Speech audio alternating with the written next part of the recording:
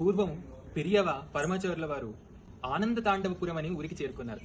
అక్కడ బోల్డంత మంది చిన్నపిల్లలంతా కలిసి ఉత్సాహంగా పెరియవాకి జయం చెబుతుంటే పెరియవ వాళ్ళందరినీ దగ్గరికి పిలిచి, నాన్నలు మీరందరూ శ్రీరామాయ నమః అనే నామాన్ని 100 సార్లు ఒక పత్రం పైన రాసి నాకు చూపించండి, అప్పుడు మీకు కామాక్షి ముద్ర కలిగిన బంగారు మాడలిస్తాను అని చెప్పారనమాట. ఆ పిల్లలందరూ అత్యంత ఉత్సాహంగా చక్కగా పత్రాలు తీసుకుని దాని మీద శ్రీరామాయ నమః అని రాసి పెరియవ దగ్గరికి తీసుకెళ్లి చూపించారు. ఇప్పుడు అందరూ శ్రీరామ శ్రీరామ అనండి అని పెరియవ ఉత్సాహంగా వాళ్ళందరినీ ప్రేరేపిస్తే అందరూ అన్నారు గాని ఆ గుంపులో ఒక్క పిల్లాడు మాత్రం పాపం అనలేకపోతున్నాడు అనమాట. పెరియవాకి ఆ పిల్లాడి పైన అతి కరుణ కలిగి, ఎందుకురా అనలేకపోతున్నావు అనగానే ఆ చుట్టూ ఉన్న వేద పండితులు, పాపం మా అబ్బాయికి పుట్టుకతోనే మూగతనం అబ్బింది, అందుకనే శ్రీరామ అనలేకపోతున్నాడు అని వాపోయారనమాట. ఆ పిల్లవాడు కూడా మౌనంగా తలదించుకునేసరికి పెరియవ సొల్లు నీ సొల్లు అని గట్టిగా బదులిచ్చారు. ఆ పిల్లవాడు లోపలున్న శక్తిని అంతా కూడా తీసుకుని పెరియవ కరుణ తనపై కురుస్తుండగా శ్రీరామ అన్నాడనమాట. పెరియవ కరుణకు అంతుందా?